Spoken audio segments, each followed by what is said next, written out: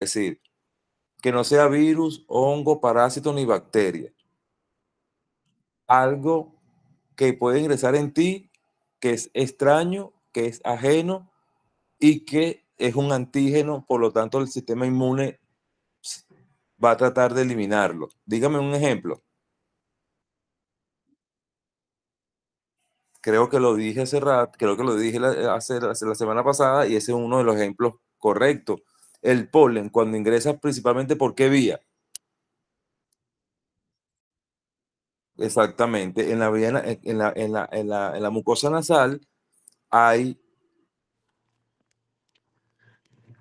partes del sistema inmune asociado a la mucosa nasal que reconoce esa partícula de polen y dan una respuesta primaria para la expulsión de esas partículas de polen, que es el efecto de estornudar, ¿verdad? El estímulo de estornudar ya te está diciendo que algo ingresó, que algo perturbó la mucosa, hubo terminaciones que detectaron eso y da un estornudo para eliminarlo. Además de eso, ese estornudo puede ir acompañado también de un proceso alérgico muy localizado, ¿verdad? En la nariz, en la cara, en la garganta, ¿cierto? Cierto. Esa cadena de eventos, de sucesos, son producto de la respuesta inmune. Ahí se activan unas células que liberan unas sustancias como la ina que producen el proceso alérgico como respuesta a esa invasión. Supongamos que a ustedes o a un animal ingiera, supongamos que ingiera un alimento donde hay una toxina alimentaria. Cuando eso llega al tubo digestivo, al tracto gastrointestinal de ese animal, va a haber una respuesta de frente a esa toxina, ¿verdad que sí? Hola.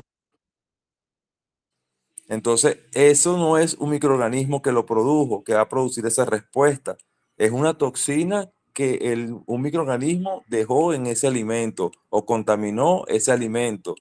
Igualmente, con la picada, cuando a un animal o a una persona lo pica un animal, por lo general, ese animal le inyecta algunas sustancias químicas con la saliva. Esas sustancias químicas producen una reacción en la piel que por lo general son unas pepitas, ¿verdad? Como unas pápulas que tú no se rasca y es por producto de esa picadura, ¿cierto? Ahí está dejando un antígeno, ahí está dejando una sustancia extraña que estimuló a los macrófagos que estaban en la piel, por debajo de la piel, y fueron para tratar de neutralizar a esa toxina, a esa sustancia que ese insecto inoculó con su picadura.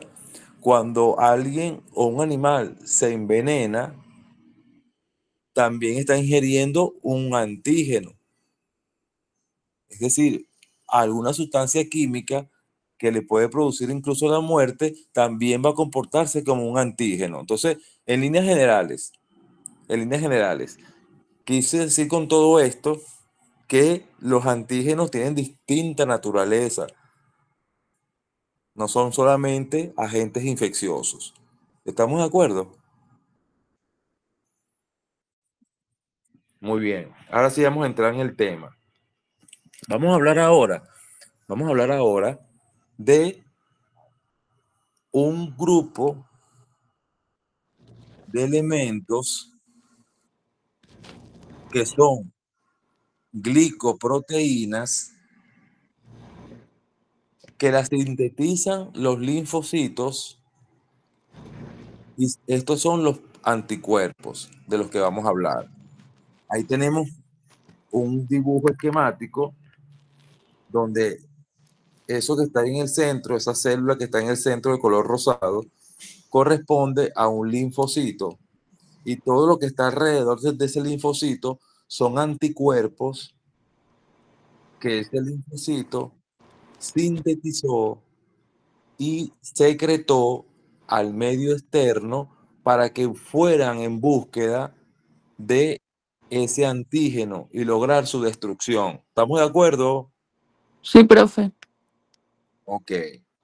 Entonces, si ustedes han oído hablar de esa palabra, anticuerpos, ustedes saben que está asociada al sistema inmune. Ustedes saben que la palabra anticuerpo está asociado a defensa, ¿verdad? Exacto. Muy bien. De ellos es que vamos a hablar en la noche de hoy, de los anticuerpos, también conocido como inmunoglobulinas, ¿ok? Cuando le hablen de inmunoglobulina A, es lo mismo que decir anticuerpo tipo A. Cuando le hablen de inmunoglobulina G, es lo mismo que le dijeran anticuerpo tipo G, etcétera, etcétera. Y los anticuerpos, que esos que están viendo ustedes ahí alrededor del linfocito, son glicoproteínas, es decir, son proteínas y cuando ustedes ven en los primeros semestres bioquímica, pregunto, Sí, ustedes ven bioquímica, ¿verdad? Y ustedes saben que las proteínas son cadenas de aminoácidos, ¿verdad? Ok. La estructura, la conformación de un anticuerpo es por aminoácidos y algunos componentes de carbohidratos o glúcidos. Por eso se llaman glicoproteínas. Glico viene del carbohidrato, del glúcido, y proteína, como su nombre lo dice, de la proteína. Entonces, los anticuerpos son una mezcla de proteínas con carbohidratos. Por lo tanto, al haber proteínas en su constitución, tienen que haber secuencia de aminoácidos. Y quiero que se acuerden de eso, porque aquí la secuencia de aminoácidos de los anticuerpos van a, van a, ya les digo, van a ser preponderantes en el reconocimiento hacia el antígeno. Van a ser importantes que una secuencia de aminoácidos específica da a un anticuerpo específico que va a reconocer a un antígeno específico. Es decir, los anticuerpos tienen especificidad. Un anticuerpo que fue sintetizado para destruir una toxina, ese anticuerpo no destruye un virus. Un anticuerpo que fue sintetizado para destruir un gránulo de polen no reconoce a una bacteria. ¿Por qué? Porque va dirigido en su síntesis, pues va dirigido al que provocó el estímulo. ¿De acuerdo? de acuerdo. Hablemos de estructura, propiedades y funciones de los anticuerpos ahora. Comenzamos con la estructura. Acuérdense lo que les acabo de decir. Los anticuerpos o inmunoglobulinas son moléculas de naturaleza glucoproteica o glicoproteica producidas en los vertebrados en respuesta a la exposición a antígenos. ¿Ok?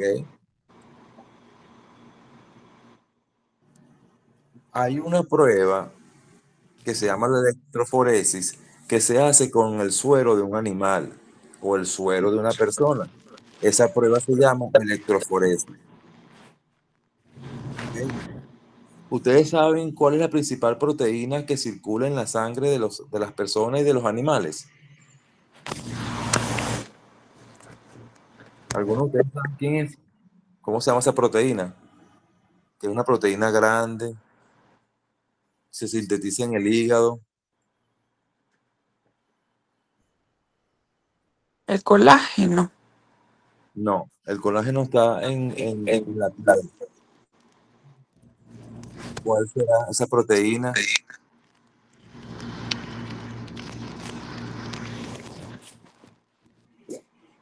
En el hígado. Ustedes saben cuál es la proteína que le da la presión coloidosmótica al plasma. Deben saberlo por fisiología, deben saberlo por bioquímica.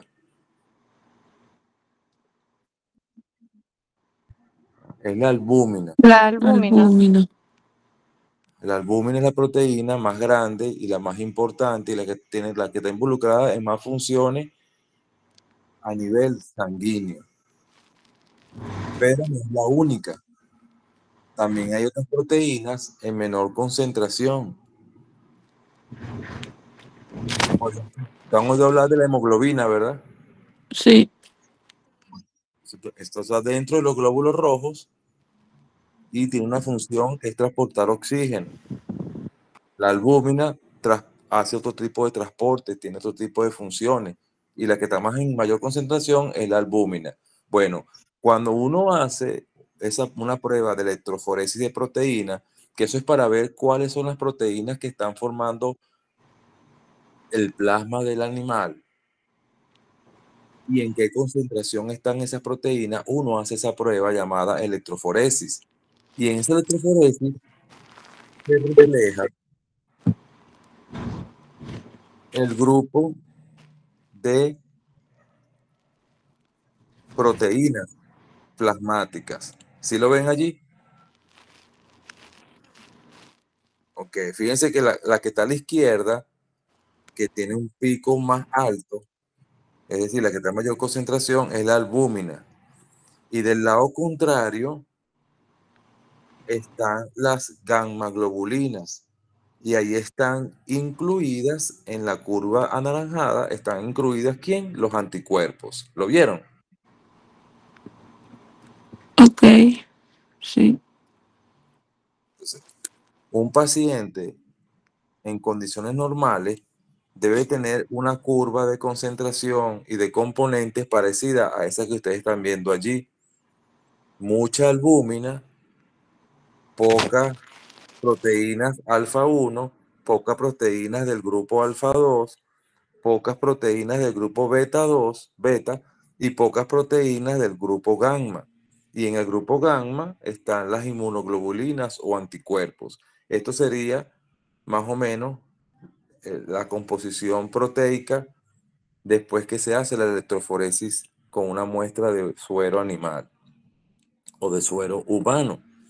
Hay una enfermedad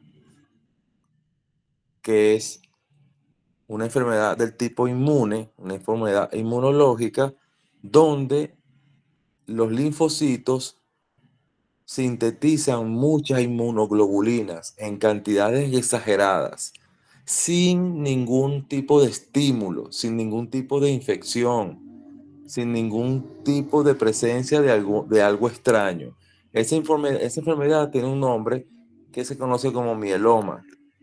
Y cuando eso ocurre, los pacientes deben ser tratados inmediatamente porque pueden morir de esa enfermedad del mieloma. El mieloma es una enfermedad donde los linfocitos desordenadamente y en forma autónoma comienzan a producir muchas inmunoglobulinas, y eso puede causar grandes enfermedades, incluso hasta la muerte.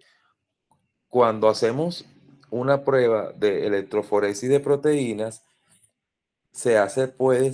el diagnóstico puede ayudarse cuando vemos que la curva, y vemos ahora del lado derecho, vemos que la curva de las gamma globulinas aumentó mucho.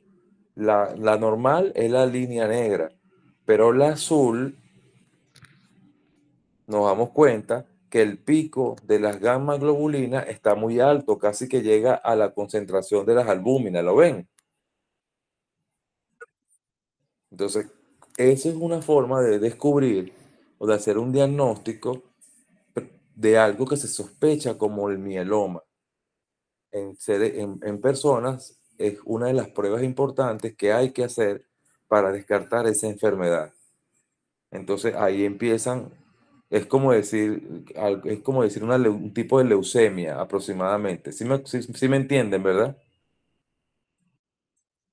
O- Es como una señal, perfectamente. Y por supuesto que el paciente en forma va evolucionando poco a poco y va empeorando la salud debido a esa gran concentración de inmunoglobulina, a esa gran concentración de anticuerpos que no tienen la razón de por qué estar circulando en la sangre. Es una enfermedad de tipo inmunológica. Entonces, dicho esto, dicho esto, comencemos a hablar ahora de las funciones de los anticuerpos o las funciones de las inmunoglobulinas. Aquí estamos viendo en este gráfico lo que se supone que es un linfocito B, ¿verdad? Ahí tenemos un linfocito y eso que está ahí azul oscuro con rayas, donde está la letra B, corresponde al núcleo de ese linfocito y lo que está en azul claro será el citoplasma. Es decir, ese solamente es un pedacito del linfocito B. Y vemos que hay anticuerpos que están en la membrana rosa, en la membrana azul clara. Hay anticuerpos que forman receptores para el linfocito B. Entonces, cuando tenemos anticuerpos anclados a la membrana del linfocito B, forman un receptor. Fíjense ustedes, ese linfocito B no ha sido activado por ningún antígeno. Cuando un antígeno penetra y ese receptor reconoce a ese antígeno se une a ese receptor, que es ese anticuerpo que ustedes ven allí, de color amarillo con rojo. Cuando ese antígeno se une allí, ese linfocito B se activa, ese linfocito B se estimula. Y después que eso sucede, ese linfocito cambia morfológicamente a una célula plasmática que es la que está ahí a mano derecha. Ahora tenemos que a mano izquierda tenemos el linfocito B completo, tenemos esos anticuerpos como receptores en la membrana y tenemos esos círculos rojos que son los antígenos que el linfocito reconoció. Ya el linfocito B cambia su estructura y fíjense que en el citoplasma se desarrolla ahora eso que está ahí de color rojo, que es el retículo endoplasmático rugoso.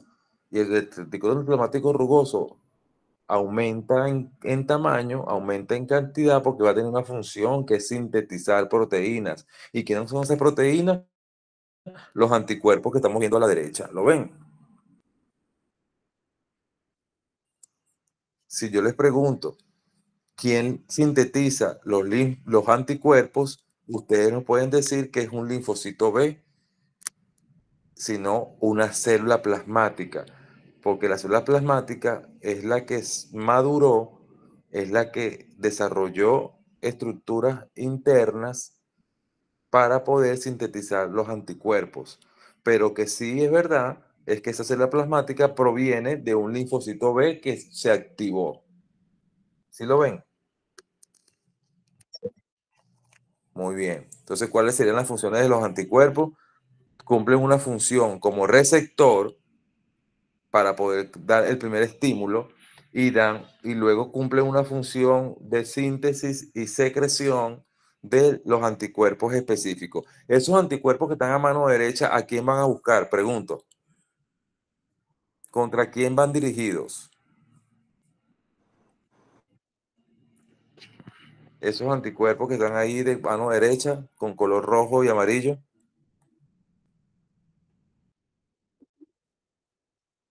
Por supuesto, van a buscar el sitio de infección, van a buscar a ese agente infeccioso que cuando ingresó, cuando infectó al animal, estimularon a varios linfocitos B, es decir, van a buscar nuevamente a los microorganismos y a sus epítopes correspondientes.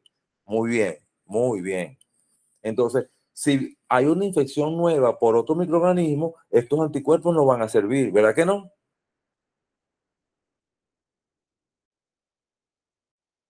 Ok, eso se llama, señorita, especificidad. Son específicos. Ellos no existían, ahora existen porque un epítope específico estimuló su síntesis y secreción.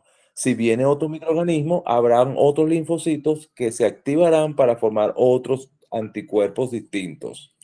Muy bien. Vamos ahora a estudiar la estructura, y esto es importante, muchachos. La estructura del anticuerpo, véanlo allí. Así a grandes rasgos tiene la forma de la letra Y, ¿verdad que sí? Ok. Y vemos que son 4 cadenas, 2 de color gris que son cortas y 2 más largas de color azul. ¿La ven? Ok, las cortas gris las vamos a llamar cadenas ligeras. Como son más pequeñas, son ligeras. Y las grandes azules las vamos a llamar cadenas pesadas.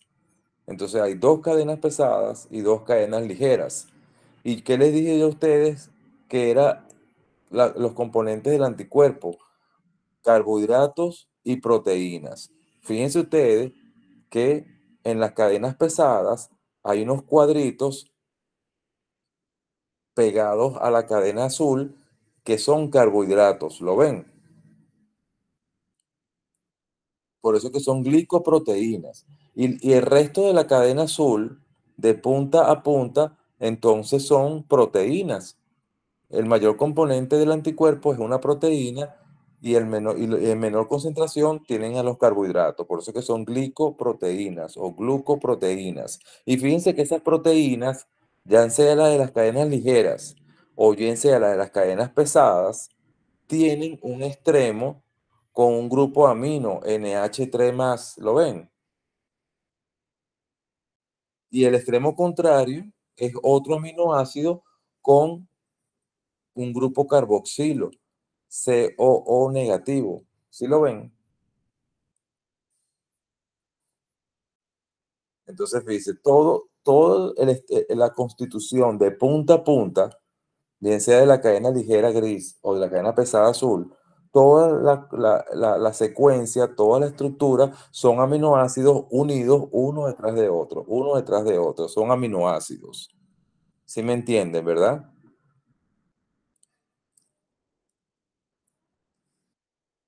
Y fíjense que esas cadenas no están desordenadas, no están aisladas, no están, tienen unos componentes que le dan estabilidad. ¿Qué significa componentes que le dan estabilidad? Son unos puentes llamados puentes disulfuro, y por eso vemos SS, SS, SS, SS, ¿sí lo ven? Que hacen que las cadenas ligeras no se separen mucho de las pesadas y que la pesada de la izquierda y la pesada de la derecha tampoco se mantengan alejadas, sino que se mantengan en mucho acercamiento. ¿Sí lo ven? Ok. Entonces son importantes que ustedes entiendan que estos puentes, llamados puentes disulfuro intercatenarios, hacen que la estructura del anticuerpo sea más o menos en forma de una letra Y. ¿De acuerdo? Muy bien. Todo esto es bioquímica, o sea, todo esto es secuencia y estructura química de las proteínas. También vemos algo, que los anticuerpos no son todos en línea recta, sino que tienen como unos vértices para doblarse, y esa región se llama región bisagra, como la bisagra de una ventana, como la bisagra de una puerta, que hace que esa puerta o esa ventana hacia atrás o hacia adelante. ¿Sí lo ven? Está señalado. Muy bien. Entonces, todo esto se los estoy diciendo porque es importante para lo que yo voy a venir hablando de ahora en adelante. Entiendan nuevamente entonces que hay 2 cadenas ligeras, hay 2 cadenas pesadas, hay carbohidratos unidos a las cadenas pesadas, hay puentes disulfuro que estabilizan la molécula y no anden independientemente las cadenas por todos lados. Y también hay una región bisagra que le da algo de movilidad a ese anticuerpo, algo de flexibilidad. ¿De acuerdo?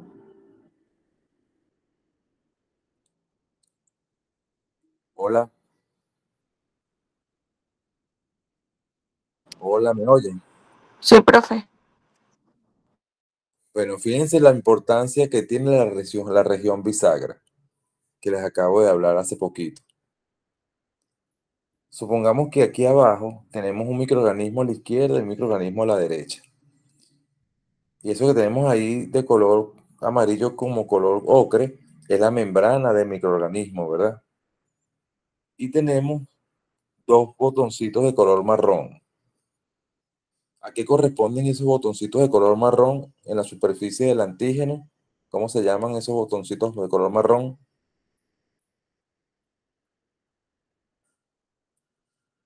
Hola. ¿Qué representan en la estructura externa del virus, en la estructura externa de la bacteria? ¿Qué representan esas cositas marrones que están allí? Lo vimos en la clase pasada. Hola. Son los epítopes, ¿verdad?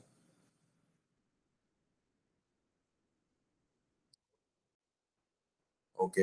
¿Y qué diferencia hay en los dos epítopes de la izquierda y los dos epítopes de la derecha?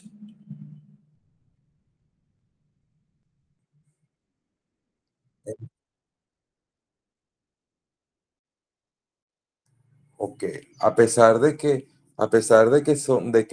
están unos más cerca y unos más alejados, son los mismos epítopes, pero aquí toma importancia entonces lo que es la región bisagra. Fíjense ustedes que el anticuerpo de la derecha no tuvo que hacer un gran esfuerzo para reconocer a esos dos epítopes y unirse sin cambiar mucho su configuración. Y ese anticuerpo se unió a los dos epítopes que estaban muy próximos, muy cercanos. Mientras que el de la izquierda, al ver que los epítopes estaban algo separados en la superficie del microorganismo, él tuvo que abrir un poco su configuración para poder unir simultáneamente las dos partes del anticuerpo, poderlas unir a los dos epítopes que estaban separados. ¿Sí? ¿Lo vieron? Ok. Veámoslo ahora de esta forma. ¿Cuáles serían allí las cadenas ligeras? ¿Qué color ven ustedes allí que tengan las cadenas ligeras? Muy bien. Y las cadenas pesadas tienen azul, la de la izquierda, y rojo, la de la derecha. Cuando vemos la constitución de los aminoácidos de ese anticuerpo, vemos que que esas regiones, la secuencia de aminoácidos de esas regiones, hace que se formen esos anillos de color que están así como redondeados. También vemos ahí los puentes disulfuro, que son esos puentecitos de punticos, y también vemos ahí la región bisagra, que es la que le da la movilidad al anticuerpo. Estamos bien con todo eso. Lo que importa aquí ahora es que entiendan es que cuando el anticuerpo, ese que vemos allí, va a unirse a dos epítopes, lo hacen por dos sitios, el lado o brazo derecho y el brazo izquierdo. Y el brazo izquierdo y el brazo derecho tienen unos dominios llamados variables high, BH, que significa dominio variable de la cadena pesada, high es de H pesada, y tenemos un dominio constante que sería el CH1, que es el dominio constante de la cadena pesada. Y la cadena ligera, que es la verde, tenemos también dos dominios. Un dominio variable, que es el primero, variable light de ligera, y constante light, que es el CL de la cadena ligera. Todos estos cuatro dominios que ustedes ven allí, BH, CH1, BL y CL, todos esos 4 dominios forman una región que se llama región FAB. Es decir, ahí en esa secuencia de aminoácidos que hay en esos 4 dominios está la especificidad del anticuerpo. ¿Por qué? Porque esa es la región que reconoce al antígeno. Por eso se llama FAB, fracción de unión del antígeno. Antigen binding. A es de antígeno y B binding es de unión. Es decir, esos 4 dominios, BH, CH, BL y CL, son los que corresponden al que va a reconocer al epítope. Eso por el lado derecho y por el lado izquierdo exactamente igual. ¿Se entendió eso? Región, ok, región FAB. Región FAB de fracción, F de fraction, A de antigen y B de binding. Por eso se llama fragmentos FAB. Son los fragmentos de reconocimiento. Pero hay otros fragmentos hacia abajo, que son el CH2 y el CH3. ¿Lo están viendo? Muy bien. ¿Qué significa estas fracciones que están aquí? Esa fracción se llama fracción FC o región FC y la C viene de cristalizable, fracción cristalizable. Entonces, estas fracciones de abajo, la CH2 y la CH3, no tienen nada que ver con la unión al epítope, no tienen nada que ver con el reconocimiento al antígeno, pero son parte importante en la estructura del anticuerpo, por eso están allí. ¿Pero por qué? Porque cumplen otras funciones que vamos a ver más adelante. ¿Sí me entendieron?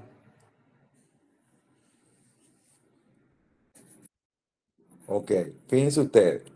Supongamos que este anticuerpo que está acá es un anticuerpo IgG contra el virus del dengue. Y al lado, yo voy a dibujar un anticuerpo igualito a este. Imagínense otro anticuerpo igualito a este, lo ponemos aquí a un lado. Y es también una inmunoglobulina G contra el virus de la hepatitis. Al yo decir que son dos anticuerpos tipo IgG, tienen que tener algo en común para que los dos sean tipo IgG. ¿Cierto o falso? Pero si yo digo que uno reconoce al virus del dengue y otro reconoce al virus de la hepatitis, es porque tienen cosas distintas, sí o no? ¿Qué creen ustedes que serán las cosas distintas y qué creen ustedes que serán las cosas iguales?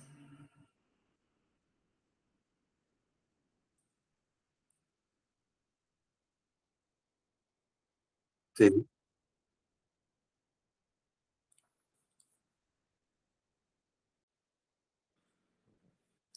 Este anticuerpo es IgG, ¿no? Este anticuerpo es IgG contra el dengue.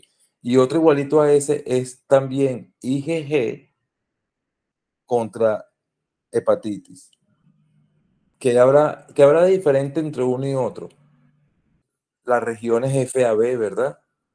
Las regiones que cambian, las regiones variables.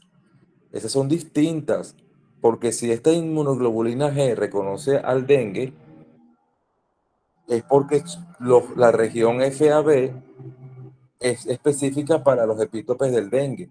Pero si yo tengo otro anticuerpo de ese mismo tipo, del tipo IgG, pero que reconoces al virus de la hepatitis, es porque la región FAB es específica para el virus de la hepatitis. Entonces, ¿cuál es la región que sería igual para los dos? La región FC. La región FC sí va a ser idéntica, porque esa región no se mete o no está involucrada con el reconocimiento, sino simplemente para clasificar el anticuerpo en que si es tipo G, o es tipo A, o es tipo M, o es tipo D, o es tipo E. Entonces, esa región FC cristalizable sí son iguales para todos los anticuerpos del mismo grupo. ¿Sí me entendieron? Hola. Voy más adelante con otros dibujos para que me entiendan. Entonces, fíjate, cuando yo les hablo entonces de tipos de inmunoglobulinas o tipos de anticuerpos, me estoy refiriendo a este grupo que está aquí. Hay la inmunoglobulina tipo M, hay la inmunoglobulina de tipo G, la de tipo A, la de tipo D y la de tipo E. Y todas las que tengan las inmunoglobulinas de clase M es porque la región constante de la cadena pesada, la región constante se llama mu. Todos los anticuerpos de tipo IgG es porque la región constante de la cadena pesada es del tipo gamma. Así, A es para alfa, D es para delta y E es para epsilon. Es decir, me refiero a este fragmento FC, a esta región FC.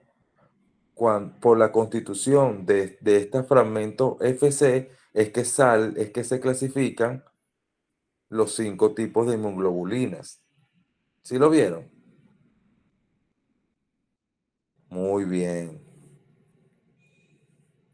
También, entonces, fíjense ustedes, hacemos una clasificación de clases de inmunoglobulinas o isotipos de inmunoglobulinas cuando estudiamos las regiones constantes de las cadenas pesadas. Las regiones constantes de las cadenas pesadas son ese dominio CH2 y CH3. Esa es la región constante de la cadena pesada roja y de la cadena pesada azul. Estamos claros en eso. Pero también hay una clasificación de las inmunoglobulinas dependiendo de las regiones constantes de las cadenas ligeras, es decir, de ese dominio que dice CL, constante light, región constante de la cadena ligera. Y esa clasificación se llama, las agrupa en inmunoglobulinas kappa y inmunoglobulinas lambda. Entonces, va a haber una diferencia de aminoácidos entre las regiones constantes de las cadenas livianas para clasificar los anticuerpos en 2 tipos, kappa y lambda. Y esta es la diferencia de las regiones constantes de las cadenas pesadas. Fíjense ustedes, cadenas pesadas para clasificarlos en 5 tipos y cadenas livianas para clasificarlas en 2 tipos. Hay 2 tipos de clasificación. En kappa y lambda casi nadie trabaja con esa clasificación. Casi en medicina se toman en cuenta estos 5 tipos de inmunoglobulina. ¿De acuerdo? M, G, A, D y E. ¿De acuerdo? ¿Ustedes han oído hablar de algún tipo de estas inmunoglobulinas? ¿Qué significado tienen? Para irlos ubicando en contexto. ¿Ustedes han oído hablar de algo de ellas? ¿Por qué existen estas 5 inmunoglobulinas? ¿Qué hace una? ¿Qué hace la otra? ¿Qué detectamos en un momento? ¿Qué detectamos en otro momento? ¿Saben algo al respecto de eso? Pregunto. Hola. ¿No saben nada? ¿Ustedes han oído hablar de el curso de una enfermedad o el curso de una infección cuando dicen que es agudo o cuando dicen que es crónico? Sí, sí han oído hablar de eso, ¿verdad? ¿Qué significa una enfermedad en fase aguda? ¿Y qué significa una enfermedad en estado crónico o en fase crónica? ¿A qué asocian ustedes eso? Hola.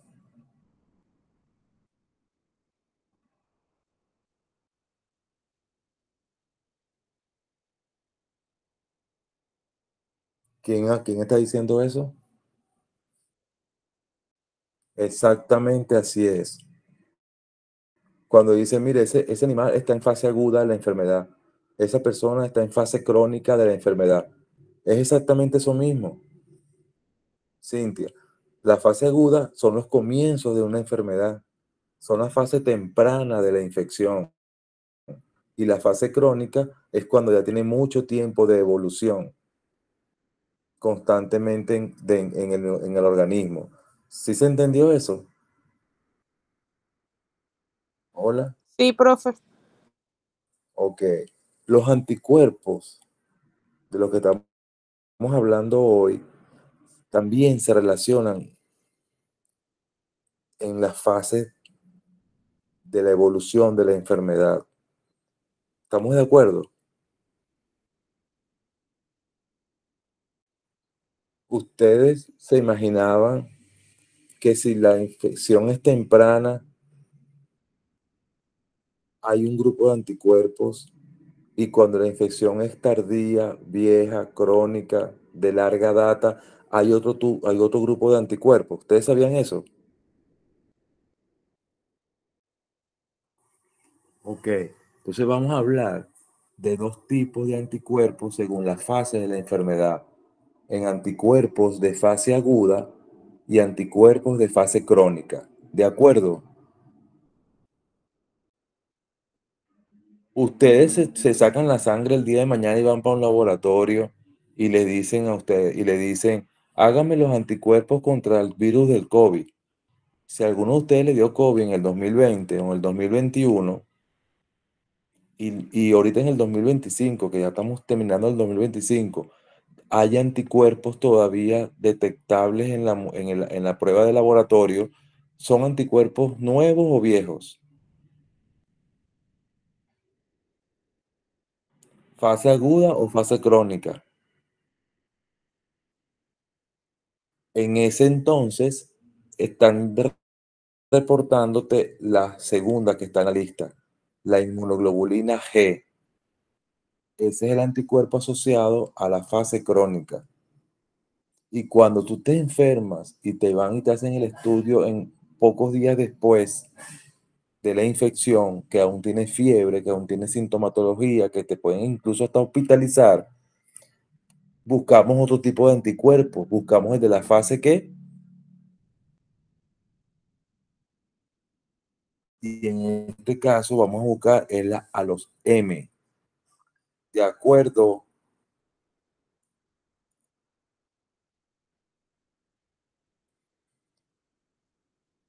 del A, del D y del E, le voy a hablar más adelante.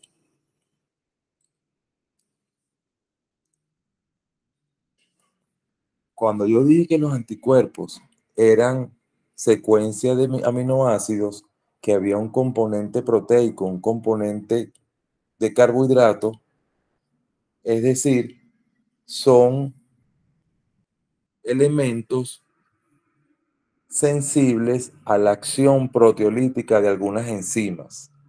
Si yo a un anticuerpo le coloco una enzima llamada papaína, esa enzima rompe, porque es proteolítica, rompe el anticuerpo en ese punto de la flecha izquierda, exactamente por encima de la región bisagra. Y si por el contrario al anticuerpo le agrego otra enzima proteolítica llamada pexina, esa pexina corta al anticuerpo por debajo de la región bisagra. ¿Lo están viendo? Y si esto sucede, los, los resultados, los productos de la proteólisis van a ser distintos. Fíjense ustedes. Si yo rompo el anticuerpo con papaína, me van a dar estos tres segmentos de la izquierda. Pero si rompo el anticuerpo con pexina, me van a dar estos componentes que están a la derecha. Y esto es importante para el tratamiento de ciertas enfermedades. Es más útil tener los fragmentos juntos cuando la pexina rompe por debajo de la bisagra, es decir, los que están a la derecha, que tenerlos de manera independiente como están a la izquierda, porque tienen menos función. Entonces, quiero que entiendan que si los anticuerpos o inmunoglobulinas son secuencias de aminoácidos, hay enzimas proteolíticas que pueden hacer su ruptura, su proteólisis. Y estas enzimas son, como lo acabo de nombrar, la papaína y la pexina. Y aquí vamos a hacer un pequeño descanso de 2 minutos para que vean la estructura de los 5 anticuerpos de los que les hablé en la tabla anterior.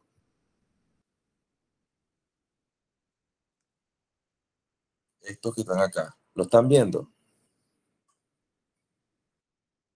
Ok, vamos ahora a hablar de las funciones.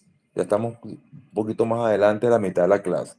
Vamos a hablar ahora de las funciones. Acuérdense entonces que hay estructura, que hay aminoácidos, que hay puentes disulfuro, que hay bisagra, que hay toda una serie de constituyentes de proteínas que van a ser importantes en la función del anticuerpo y que ya sabemos que algunos actúan en fase aguda y otros actúan en fase crónica, o algunos se detectan en fase aguda de la enfermedad y algunos se detectan en la fase crónica de la enfermedad. Fíjense, tenemos entonces aquí los 5 tipos de inmunoglobulinas: la G, la A, la D, la E y la M. ¿Lo ven? ¿Cuáles se parecen entre sí?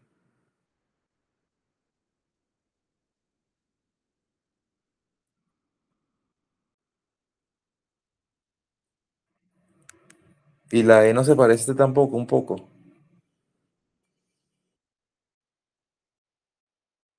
Muy bien. Pero lo que sí no se parecen en nada es la A y la M, ¿verdad?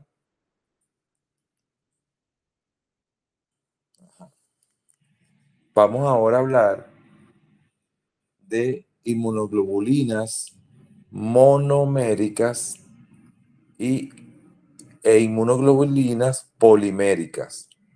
Las monoméricas, como su nombre lo dice, del prefijo mono, uno. Es decir, la IgG, la IgD y la IgE son inmunoglobulinas monoméricas. Pero la IgA vemos que es distinta. Vemos que son dos anticuerpos entrelazados por una sustancia de color morado. ¿Lo ven?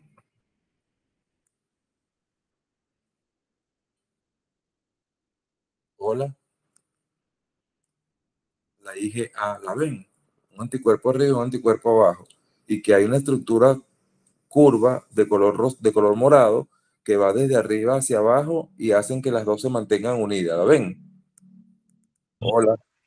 Entonces, no es monomérica, es polimérica porque son dos monoglobulinas unidas. Y esa es la IgA. Y la IgM es mucho más compleja, porque son 5 monómeros, 5 anticuerpos que están unidos por esos puentes amarillos. ¿Sí los ven? Ok. ¿Estamos de acuerdo? ¿Cuál dije yo que se asociaba a la fase aguda?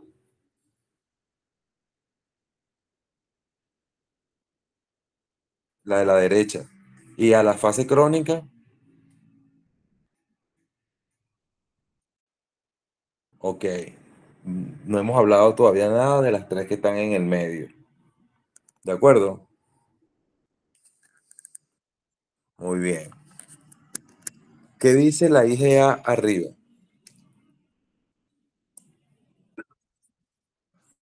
¿Y a qué le suena eso, estudiantes de veterinaria?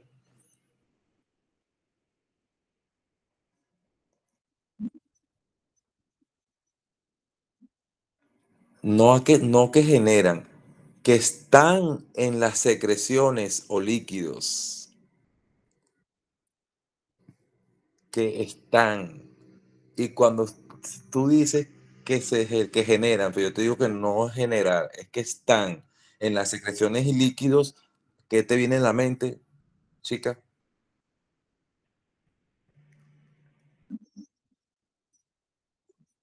No, secreciones y líquidos. Ellas están en las secreciones y líquidos. ¿Qué te viene a la mente? Que pueden estar en donde, por ejemplo, no, secreción. ¿Qué te dice la palabra secreción? Imagínate el cuerpo de un animal, el cuerpo de una persona, donde haya una mucosa que secrete un líquido, que secrete un moco, que secrete una sustancia y ella está presente. La IgA está presente. ¿A qué tú lo asocias? Yo lo asocio a la leche materna. ¿Sí o no? Hola, ¿sí me entienden?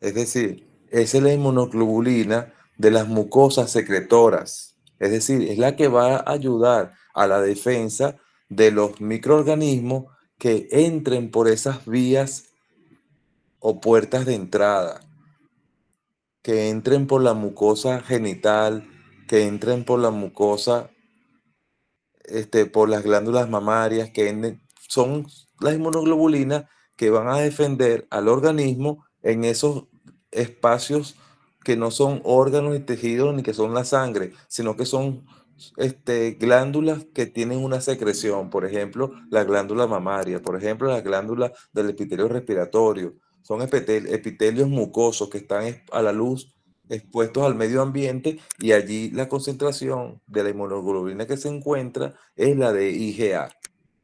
¿De acuerdo? Muy bien. Entonces, fíjense ustedes, si nos vamos a referir de cada una en particular, vamos a comenzar con las IgG, que están asociadas a la fase crónica, a las fases más avanzadas de un periodo infeccioso, de una enfermedad. Y vemos que las IgG, el isotipo IgG o la clase IgG, tiene cuatro tipos: la IgG1, la IgG2, la IgG3 y la IgG4. Son muy parecidas en su estructura, solo que unas tienen más puentes disulfuros que otras. ¿Ok? O sea, son más estables las que tienen más puentes disulfuro. Por lo menos la IG3 tiene más que la IG1. ¿Sí lo ven? Ok. Estos cuatro tipos de IgG, 1, 2, 3 y 4, tienen unas funciones. Es decir, hay unas que actúan más a nivel del paso por transplacentario, hay unas que actúan más a nivel de la sangre circulante, etcétera, etcétera. De las IgA tenemos entonces que era un dímero, pero cuando lo separamos, vemos que también son unos monómeros que ya no están, que están separados, que no están unidos por aquel enlace de color morado que vimos anteriormente. Entonces hay IgA monoméricas que podemos conseguir en la sangre. Y la diferencia de ellas dos estructuralmente es que las cadenas ligeras, las que son verde clara, están por el lado de afuera o por el lado de adentro del anticuerpo, más nada. Eso es lo que quiere decir que hayan dos tipos de clase de inmunoglobulina A sérica, la IgA sérica 1 y la IgA sérica 2. Pero la IgA secretora sí va a ser aquella que son los dos monómeros unidos por esa cadena que yo les hablé hace rato. Y la IgM es esa que está formada por 5 subunidades. Es decir, la IgA secretora es un dímero y la IgM es un pentámero. ¿Lo ven? Ok. Este que tenemos aquí a mano derecha, ¿qué es? IgA o IgM o IgG. Muy bien. Tenemos dos monómeros, es decir, ya forman un dímero y tenemos ese componente secretor que ahora lo tenemos en color anaranjado que une, estabiliza al dímero formando esa inmunoglobulina doble. Esta inmunoglobulina doble que vemos aquí a la derecha o a la izquierda, ¿cuántos FAB tienen? Fragment Antigen Binding. ¿Cuántos tiene esta IgA secretora?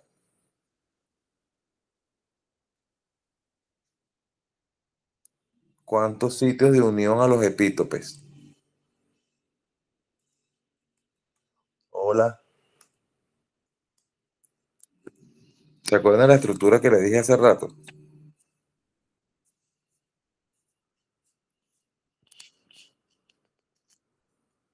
región FAB. ¿Sí lo ven?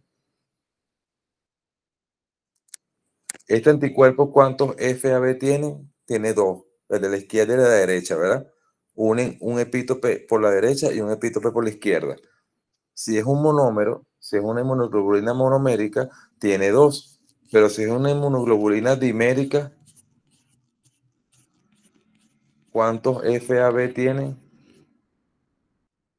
Por supuesto.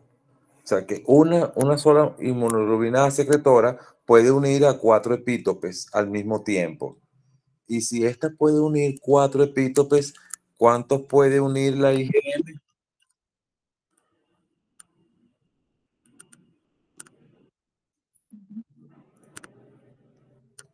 ¿En serio? Míralo allí otra vez. ¿Cuántos FAB hay allí a la derecha? 10. 10 epítopes, muy bien. Es decir, esta inmunoglobulina tiene más capacidad de unión. O sea, puede unir a 5 virus al mismo tiempo. ¿Sí se entendió? Ok. Entonces, una buena inmunoglobulina para aglutinar, para atrapar rápidamente a muchos microorganismos al mismo tiempo. ¿De acuerdo? Muy bien. Entonces, fíjense ustedes cómo es que se forma, y esto quiero que sea importante que entiendan, porque ustedes van a trabajar bien sea con muchas mascotas y la lactancia, el calostro y de animales muy jóvenes, es importante que entiendan que es una fuente importante de anticuerpos.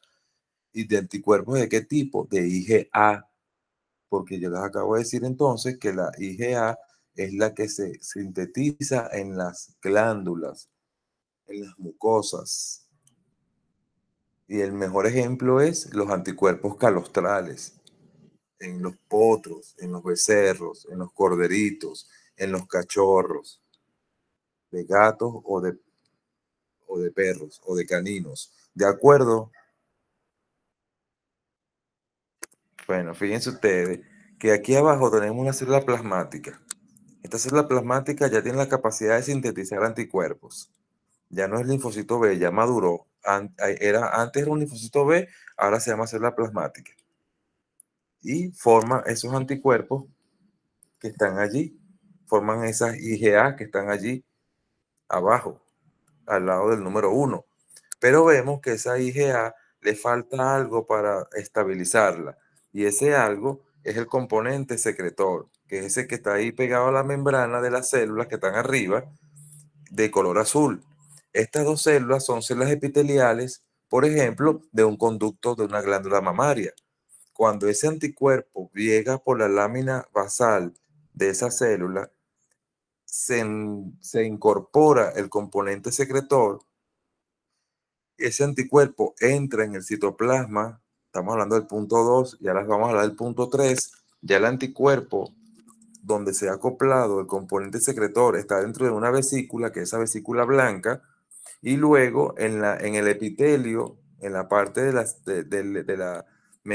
la membrana apical de la célula, vemos que la IgA secretora, la SIgA, se liberó y ya está en la luz de esa glándula, en el lumen.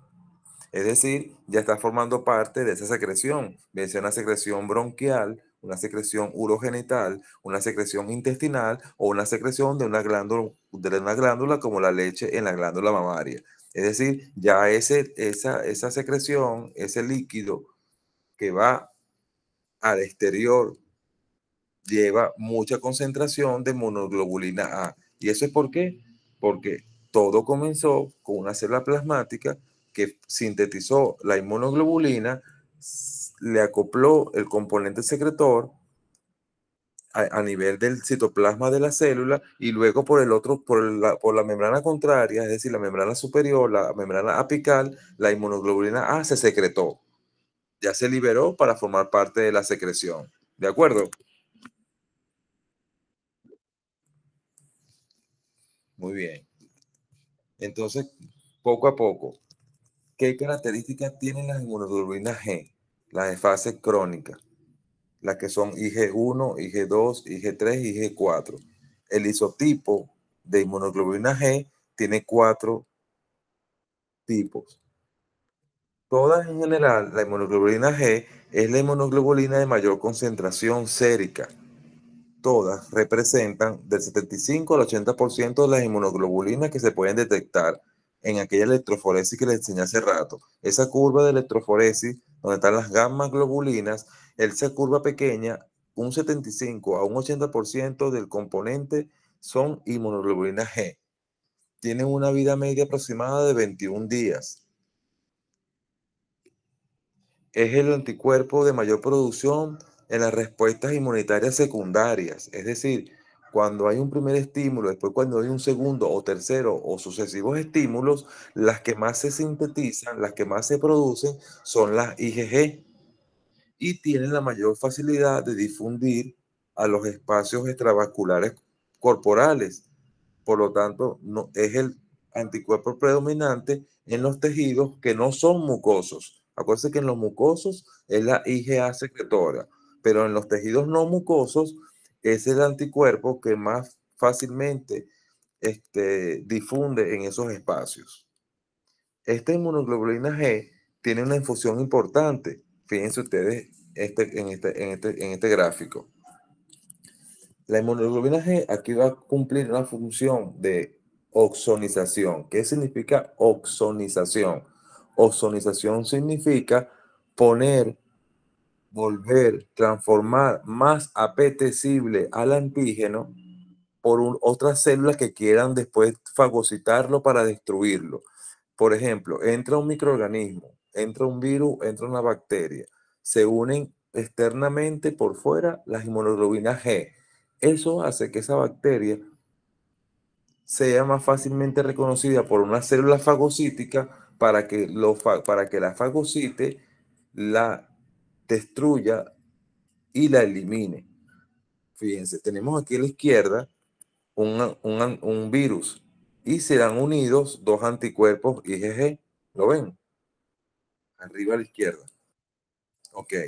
Cuando estos dos anticuerpos se unen a esos epítopes del virus, viene este fagocito que tiene unos receptores en su membrana, esos receptores que están ahí que parecen como unas horquetas, y esos receptores reconocen al fragmento FC del anticuerpo G que ya se ha unido previamente al virus.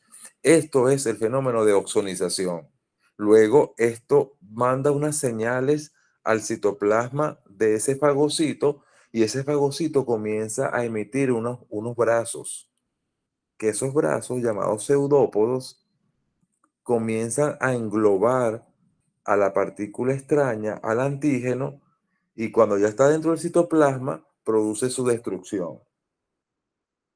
Eso es lo que significa entonces la oxonización y la fagocitosis de un virus donde los anticuerpos de IgG se unieron externamente a sus epítopes. ¿Lo vieron? Entonces, la oxonización es hacer más apetecible a ese virus para que un fagocito, una célula destructora, lo internalice, lo englobe, lo fagocite y lo destruya. También podemos tener este otro ejemplo. Hay unas células que tienen sustancias en sus gránulos, sustancias en su citoplasma que destruyen al patógeno. Pero para que esas sustancias se liberen del citoplasma de la célula, ¿se acuerdan de la clase cuando hablamos de los eosinófilos? Bueno, ahí vemos un parásito que es un helminto, puede ser un helminto intestinal, de esos parásitos intestinales de los caninos, de los felinos, de cualquier especie animal. Y vemos que hay anticuerpos de tipo A o anticuerpos de tipo G que se unen a los epítopes de ese helminto. Ahí vemos los anticuerpos G unidos a esos epítopes de color marrón. Y luego un eosinófilo se acerca, ¿verdad? Que ese eosinófilo tiene unos receptores que son esos receptores de color marrón, reconocen al anticuerpo unido al helminto, al parásito, reconocen a esos anticuerpos y ese reconocimiento haya que el eosinófilo secrete sustancias destructivas y el minto y ese parásito es destruido. No porque el minto lo fagocitó, sino porque el eosinófilo lo fagocitó, perdón, sino que el eosinófilo le lanzó sustancias químicas que lograron la destrucción del parásito. ¿Lo vieron?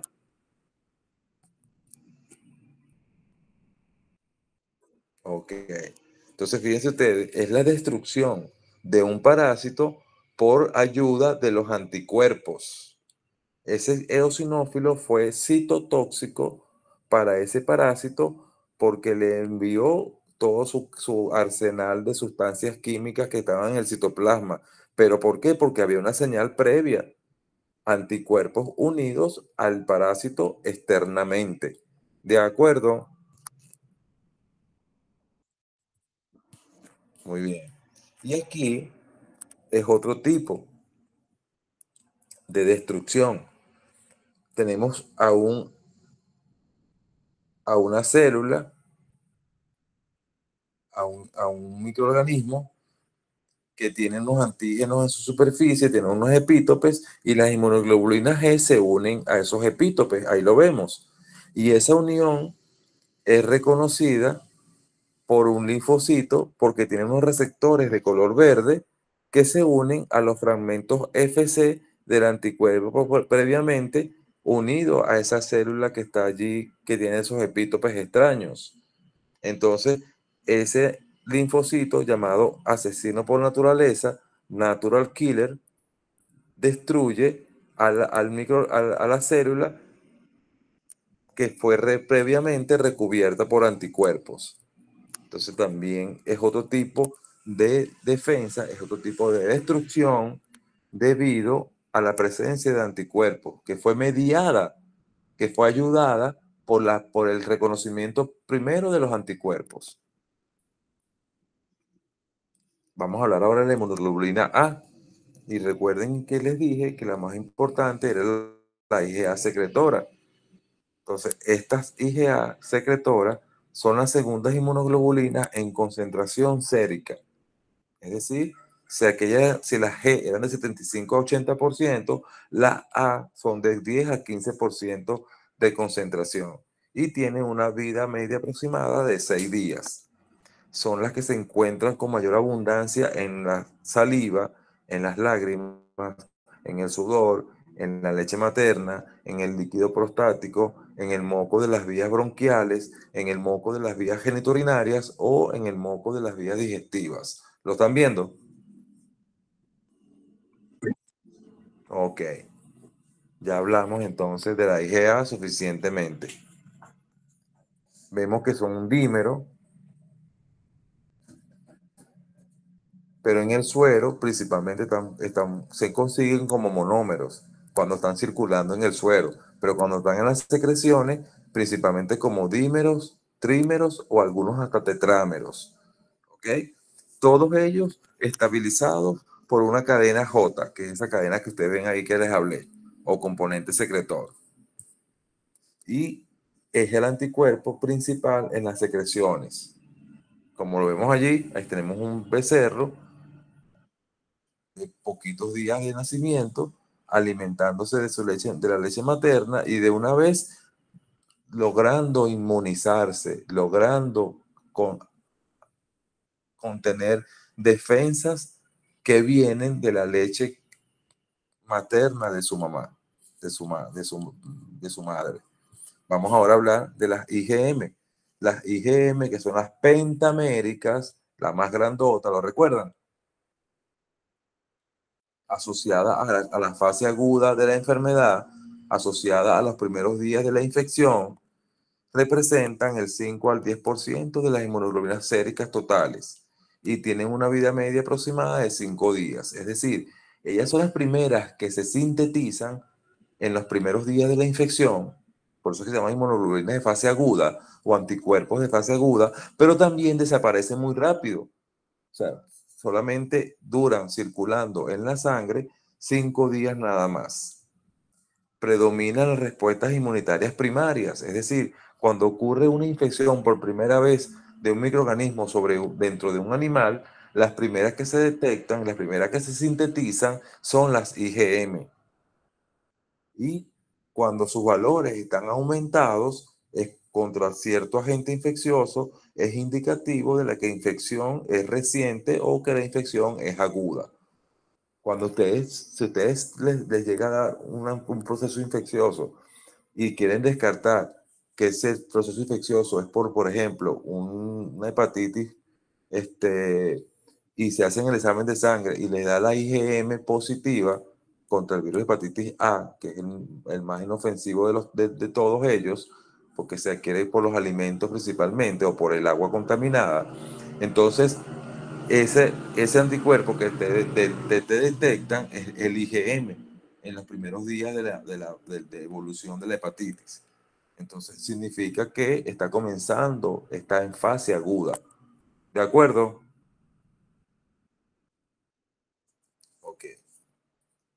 Entonces, esa inmunoglobulina M es la primera que se sintetiza en el recién nacido.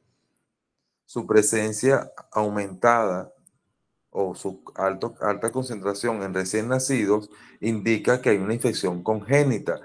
¿Quiere decir eso qué? Quiere decir eso que un ser vivo intrauterinamente se puede infectar. Un ser vivo puede infectarse en el útero de su progenitora, de su madre.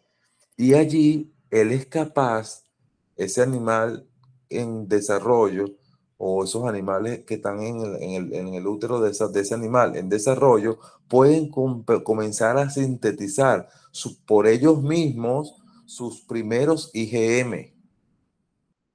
Y cuando nacen, si se detectan esas IgM, significa que se contaminaron en el útero, la infección fue congénita, ¿sí o no? Pues si no hubieran nacido, ¿de dónde salieron esas IgM? Salieron de su síntesis porque se infectaron intrauterinamente. ¿Se entendió? Muy bien. La IgD es una inmunoglobulina que está en muy baja concentración en el suero. Apenas un 0,2% del total de inmunoglobulinas corresponde a la IgD. Tiene una vida promedio de 3 días. Se dice que junto a la IgM es la principal inmunoglobulina unida a la membrana de los linfocitos B maduros o también linfocitos B vírgenes, pero su función fisiológica aún es poco conocida. Prácticamente no se ha asociado a ningún efecto fisiológico en el animal. Pero la E, que sí la dejé de último, es porque tiene varios significados.